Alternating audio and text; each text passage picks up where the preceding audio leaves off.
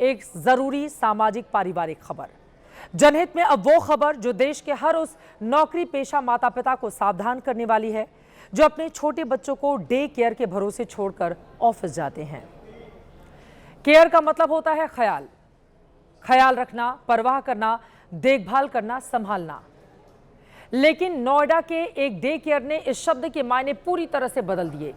यहां एक नन्ही फूल सी बच्ची के साथ जो हुआ वो केयर के नाम पर हॉरर है, क्रूरता के इंतहा। डे केयर में मासूम बच्ची को न सिर्फ जमीन पर पटका गया बल्कि उसके साथ सितम के इंतहा की गई। यकीन मानिए, आप तस्वीरें देखेंगे तो रो पड़ेंगे, गुस्से से फट पड़ेंगे। मैंने इन तस्वीरों को देखा तो कुछ देर के लिए सुन्न हो गई। जुल्म, जाती और हैवानियत की इस खबर को पढ़ना और दिखाना बेहद मुश्किल है, लेकिन जनहित में आप तक इसे पहुंचाना बेहद जरूरी है। ऐसे में आप अगले कुछ सेकंड तक टेलीविजन की स्क्रीन पर अपनी नजरें गड़ा लें। कमरे के अंदर जमीन पर बिखरे खिलौनों के बीच एक लड़की की गोद में छोटी सी बच्ची है। इस लड़की ने पहले इस नन्ही सी जान का मुंह दबाया, फिर जमीन पर पड़े प्लास्टिक के बैट को पैर से उठाया और ताबड़तोड़ 5 बार मारा। इससे भी जी नहीं भरा तो प्लास्टिक के बल्ले से फिर से बच्ची को मारा। इसके बाद तो हद हो गई जब रोती बिलखती बच्ची के मुंह में पेंसिल जैसी कोई चीज घुसा दी। गाल पर अंधाधुंध कई थप्पड़ मारे गए। जाहिर है इससे बच्ची चुप होने के बजाय और बिलखने लगी, तो फिर उसका मुंह दबा दिया और बेरहमी ऐसी कि बच्ची का सिर दीवार से टकराया गया।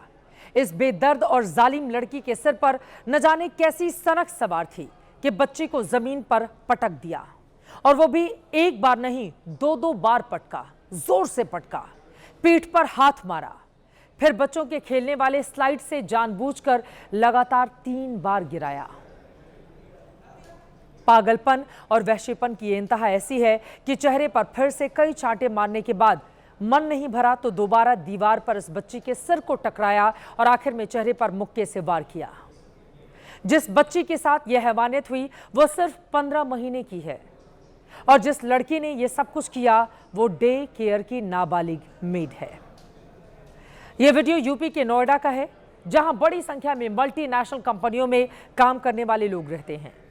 जिस बच्ची के साथ ये बेरहमी हुई उसके मम्मी पापा नोएडा के सेक्टर 137 की पारस टिएरा सोसाइटी में रहते हैं।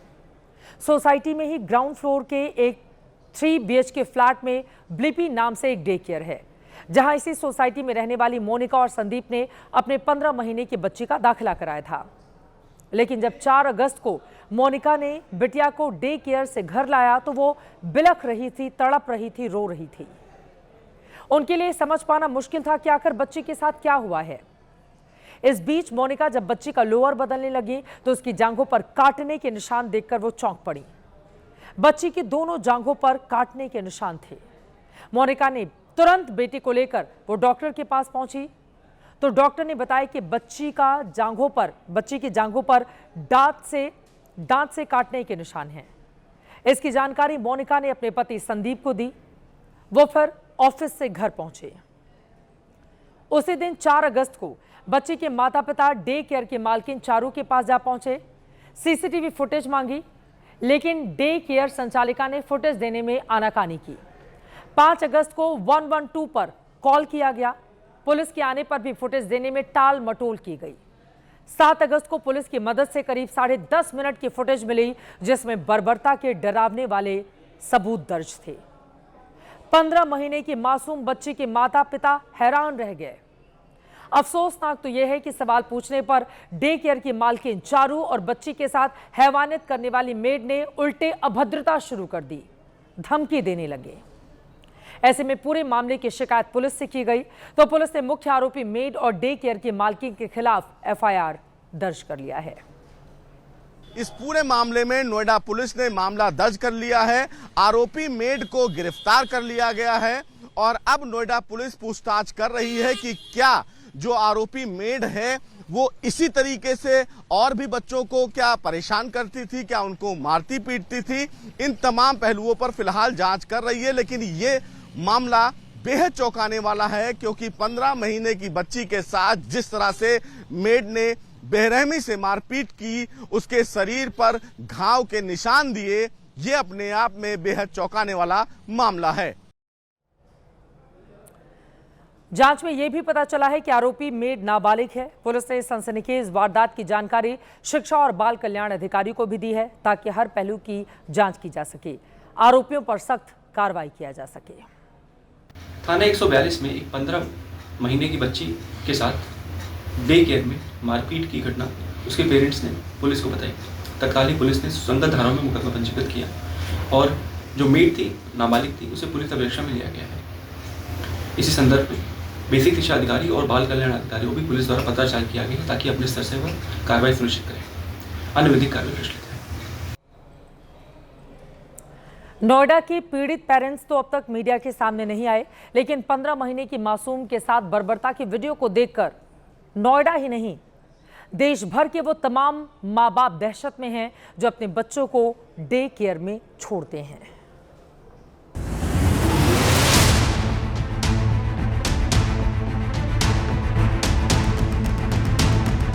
सारे पेरेंट्स से रिक्वेस्ट है, जब भी आप अपने बच्चे के लिए स्कूल चूज़ करें, सिर्फ और सिर्फ इंफ्रास्ट्रक्चर नहीं, प्लीज़ देखें कि कौन आपके बच्चे का ध्यान रखने वाला है, क्या वो बंदा ट्रेंड है कि नहीं है। गवर्नमेंट ने भी 6 मंथ सर्टिफिकेशन और 1 ईयर डिप्लोमा का मैंडेट दिया हुआ है।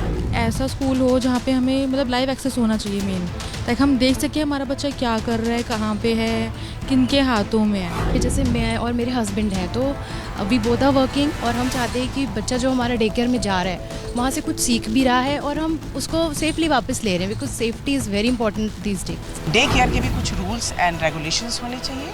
डेडिकेशन, समर्पण की भावना वाले लोग ही इस तरह के डे केयर चलाएंगे तो ही ये बेहतर होगा। ये वीडियो देखने के बाद अभी एक क्वेश्चन मार्क, एक प्रश्न चिन्ह हमारे ऊपर आए कि हम क्या सही जगह पे बच्चे को छोड़ रहे हैं। गवर्नमेंट को इस पे बहुत बड़े कदम उठाने चाहिए, बहुत स्ट्रिक्ट कदम उठाने चाहिए, क्योंकि माँ और पिता बहुत ही विश्वास के साथ उस क्रैश में बच्चों को छोड़ते हैं।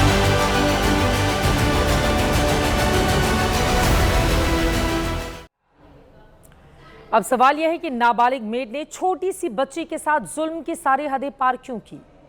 आखिर क्यों उसे इतना पटक पटक कर मारा गया? नन्ही सी बच्ची के जांघों पर दांत से काटा गया। इसके पीछे का मनोविज्ञान, दिमाग क्या हो सकता है? क्या चल रहा था उस लड़की के भीतर? अब उसे भी समझाने की कोशिश करते हैं। Multiple factors, for example emotional problems, cognitive समझ की, फॉर एग्जाम्पल कहाँ से मैं आया हूँ, मेरी परवरिश कैसे हुई है, जहाँ पे मारपीट को नॉर्मलाइज किया जाता है, ये सब रीजंस, पालन पोषण उनका कैसे हुआ, नॉर्मलाइज करना मारपीट को, कंट्रोल दिखाना बच्चे पे, ये हमारी जो सोसाइटी का एक एंस्टाइन प्रॉब्लम्स हैं, यही वहां पे भी प्रोजेक्ट हो सकती है। ऐसा नहीं है कि सारे डे केयर एक जैसे हैं, लेकिन नोएडा की इस घटना ने हर किसी को डरा दिया है। ऐसे में अगर आप भी अपने बच्चों को डे केयर में रखते हैं तो कुछ ज़रूरी बातों का ख्याल आप ज़रूर रखें।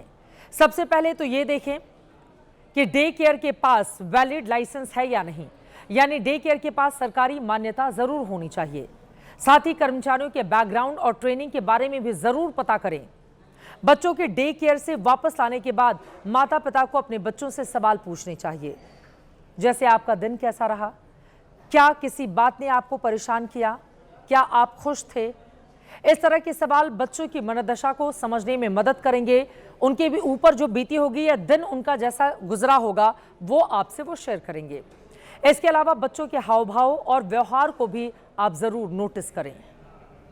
लेकिन जो बच्चे डे केयर में गुजारे वक्त को बयान नहीं कर सकते, उनके माता पिता बच्चे के शरीर की ठीक से पड़ताल करते रहें, उन्हें कहीं कोई चोट तो नहीं लगी, ताकि नोएडा जैसी घटना का पता लगाया जा सके। माँ बाप ये भी सुनिश्चित करें कि जिस डे केयर के भरोसे अपने बच्चे को छोड़ रहे हैं वहां पर हर जगह सीसीटीवी कैमरे जरूर लगे हों और इसकी हर पल की फुटेज माता पिता को जरूर मिले।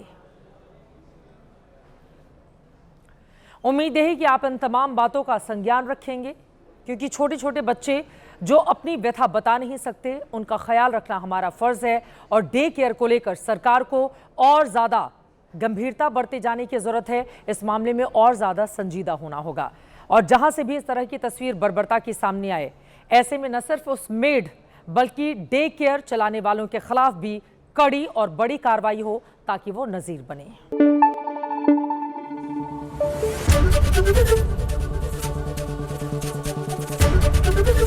एबीपी न्यूज आपको रखे आगे।